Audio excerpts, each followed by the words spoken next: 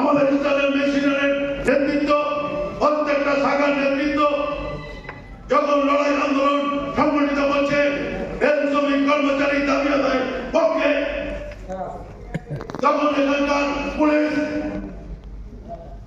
সিদ্ধতলা সরকার, সিদ্ধতলায় মন্ত্রিসভা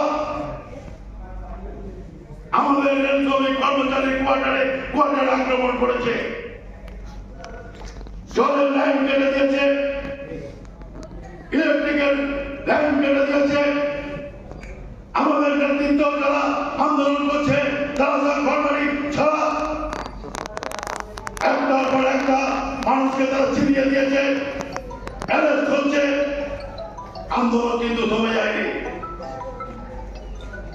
প্রতিদিন কাটুমাটির সংখ্যা বাড়ছে। উত্তাল আন্দোলন, ইন্দিরা গান্ধীর মতো একটা ফ্যাসিস্ট সরকার যে দাবি আমাদের ছিল, যে টাকার দাবি ছিল, তার থেকে অনেক বেশি টাকা